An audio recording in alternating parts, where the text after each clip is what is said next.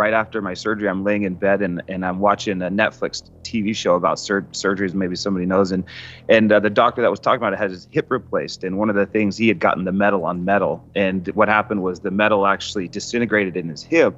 And it caused some cobalt poisoning in his hip. It made him go crazy. Actually, he had some mental issues and stuff like that. And he was a orthopedic surgeon himself. And so he luckily was able to diagnose himself and find out that the hip replacement actually is what had caused him to go kind of crazy. And then they went with the ceramic one that I have.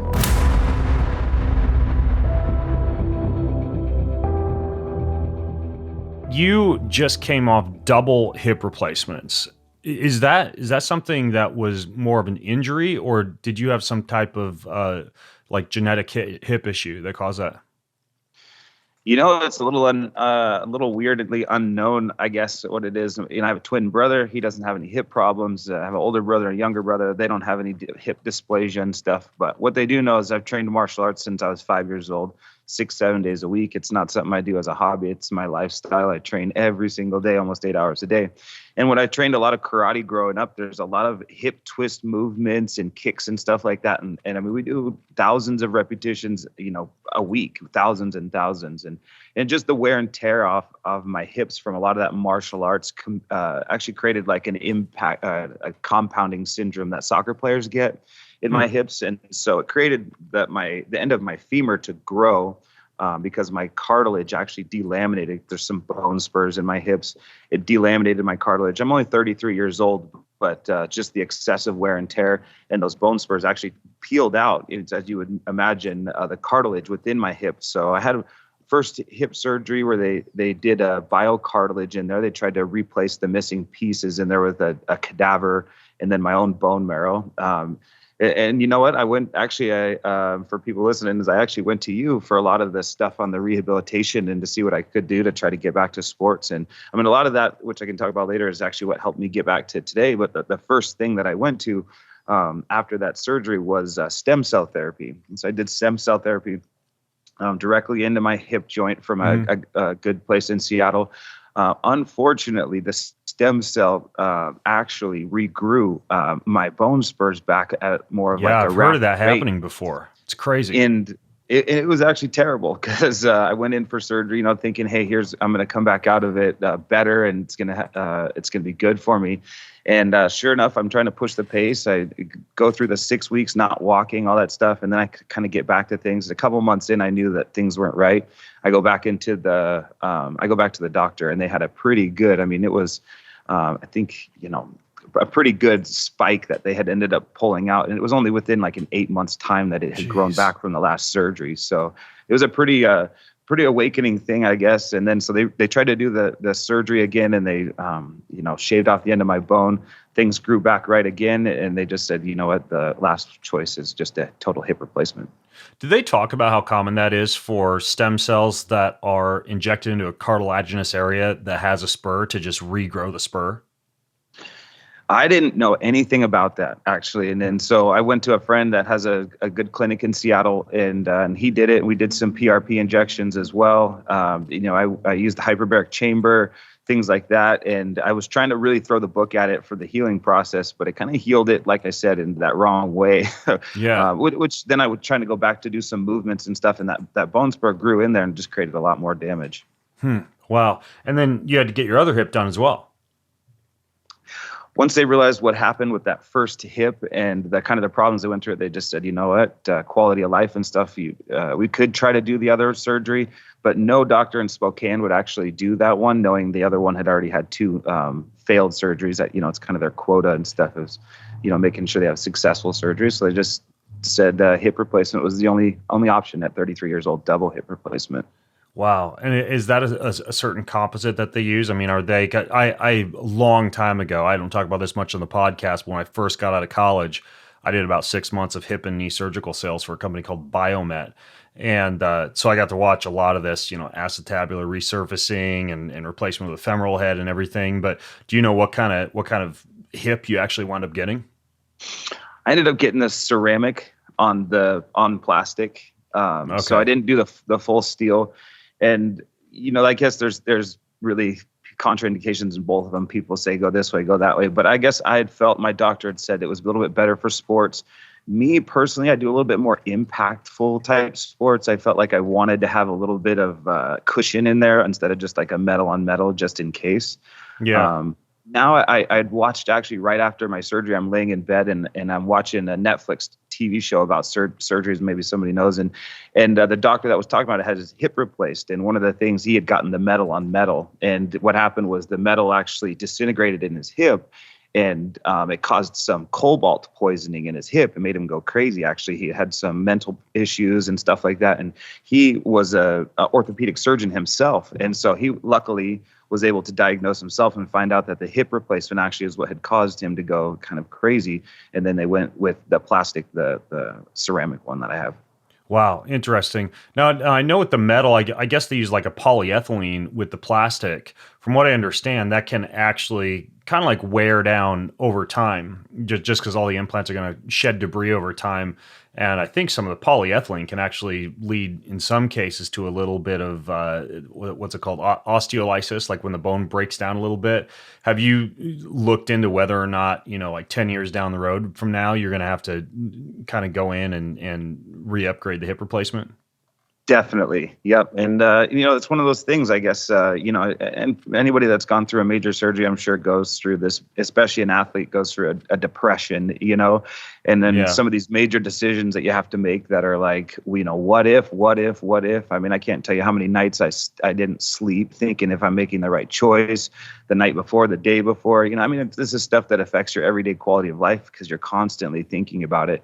I knew going into it, I was going to have the replacement. I'm an active competitor, martial artist. I'm a high level sports, person. And so I knew that it probably isn't even going to last the amount of time that they're going to give it, a normal 70-year-old guy that's just walking down the street.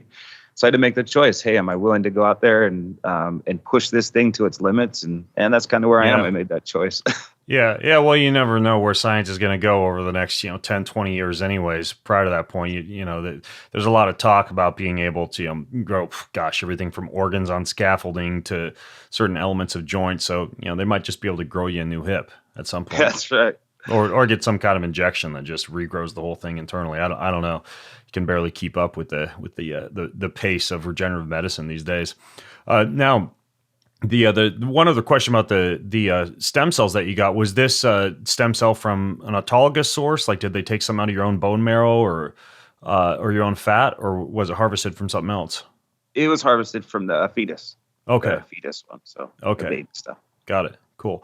Okay, so I'm curious. You mentioned that you're training sometimes up to 8 hours a day. What's that actually look like? Like, what's the day in the life of a coach / professional athlete actually look like?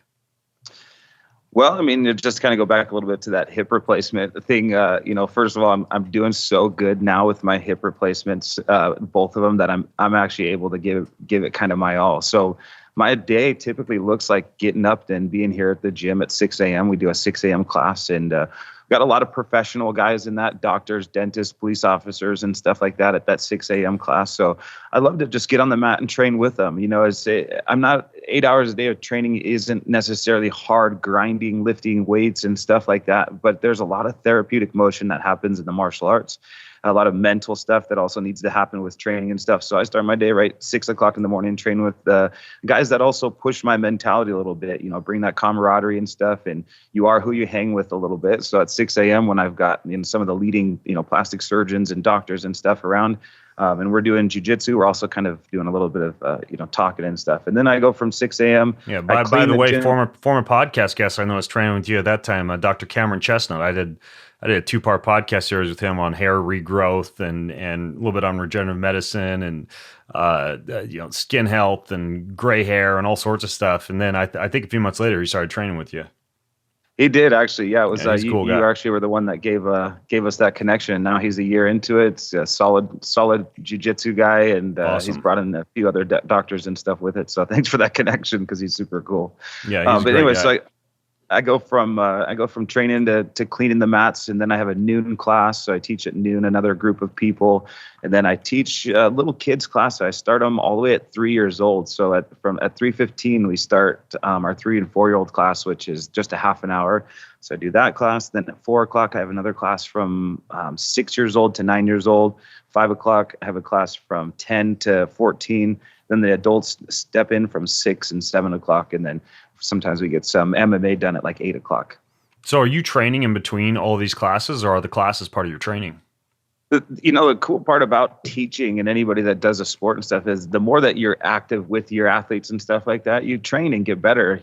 I actually got my black belt pretty fast as compared to a lot of black belts, right? So my instructor is world renowned, and he's one of the best instructors out of Rio. And I got my black belt in about 4.5 years from him, which is an incredible pace usually in Brazilian Jiu-Jitsu. But the reason is when you regurgitate a lot of information and you teach it, you have to dissect it and find the details and explain to people with different learning styles and age variabilities and stuff. You're training the entire time. If you were to take yourself out of that training mode, then you're probably missing a whole bunch. So I'm sure any coach out there that's maybe maybe even a pickleball coach that you're doing and stuff is probably maybe analyzing games and stuff like that, also coming up with stuff. That's a bit of training. If anybody's taking the mental part away from training, then they're probably only training half the time. So yeah, I'm training, good 8 hours a day with my students. I learn all the time. I learn from the kids as they teach me what I can teach, what I can't teach, what levels I can do. But pretty much I'm an engaged martial artist from the time I wake up at 6 a.m. until I go to sleep. Yeah. Well, I wish I had a pickleball coach. I'm not that serious yet. Yeah, you just went. Yeah, it is. I would imagine good for overall muscular endurance if you're just on your feet the whole time teaching classes. But as far as your own specialization, I would imagine you're still having to roll with other people besides your students in some of the in between hours. Yeah. I still get like at noon. I like to train. A few of my students here are pretty tough. I got some MMA fighters and stuff. And then like in the mornings, we get some training. About 10 o'clock, we do MMA, just more of a private MMA with me and a couple of guys that I know that can be at my level. I'm a little bit more of a rough and tough guy to train with. People aren't wanting to train with me because like my name is Smash for a reason. I teach 3 and 4 year olds, but at the same time, when you get me on the mat, my style is not to play around and play jiu-jitsu. I'm going out there to win. So I'm a little bit more rough to train with. I don't have a ton of training partners, but the ones I do, they're legit. So. At that level of physical activity, I mean, you mentioned that you pulled out a lot of the stuff or a lot of stops when it came to your hip replacement, and you recovered from that amazingly fast. I mean, I noticed you were already back training and I think already fighting. And so I'm curious, I actually would love to hear a little bit more about the recovery. And then after that, maybe we could talk about the diet or the nutrition a bit. But as far as the type of modalities that you're using, you mentioned hyperbaric, but what else do you kind of implement for your own recovery? Yeah, so I mean, to go to the recovery is I got my hip replacement. It was like March 31st, and then 2.5 months later, I competed at the biggest jiu-jitsu tournament in the Northwest, and I competed at the black belt level, and I won a gold medal. Beat some solid competitors. My first match, actually, I won by flying triangle, which is where you jump up as high as somebody's neck and wrap your legs around them, pull them back down and submit. I actually saw you do that once because I watched one of your matches on pay-per-view at the house. I think you were in Seattle, and it's pretty impressive, the flying triangle. Yeah, kind of a signature move I do and stuff like that. But for me to be able to get back after a total hip replacement, 2.5 months, and pull off that move was something I didn't even think I'd be able to do, but I had confidence just kind of through the recovery. So like I said, I use the hyperbaric chamber quite a bit. I have my own, thanks to you. I used it at your house, and it was like 3 days after using that thing for the first time at your house, I just was like, this is next level. Yeah. I mean, the difference in the sleep, the recovery, the quality of life was just, bar none. It's the best thing I could recommend to anybody. So I'm going to use the hyperbaric. It's fantastic for the immune system too. I mean, as far as not missing training days, you get a lot of, it'll basically disable a lot of the toxins that bacteria churn out while increasing the oxygen concentration in the tissue, making them more resistant to infection. So there's some pretty cool things that go on with immunity too. I mean, I get in mine, like I'm in there like 5 days a week. Like right after lunch, I just slide in for like 30, 40 minutes and do my meditation or catch up on some reading or what have you. And I didn't used to get sick much anyways, but I mean, like I might get ill once every like maybe year. It's pretty nuts. And I think a big part of that is just frequent HBOT. And it's nice to know that it could have an effect on just your overall longevity as well. Yeah, and that's why I was hoping for that. But really, I was looking, for that immediate recovery. Like I said, I want to get back active to sports and stuff. And even though I didn't, wasn't able to like get back right away, like I'd go in there and then be able to come out and had so much energy that I would lack from, not being able to work out and stuff, being stagnant in my body. So I used the hyperbaric quite a bit, but I also did some peptides. So I did TV 500, BBC 157, and that was pretty much it. And then I just, I think probably some of the biggest thing was I was really active going into the surgery. One of my first hip surgeries, I actually ran 2 miles to the surgery. I got there, I was all winded. The lady's like, "Oh, you ran to surgery?" I said, "Yeah, I wanted to be in shape by the time I got in there." And I think a lot of that, as you talk about, it helped so much by the time I got, into that recovery process as well.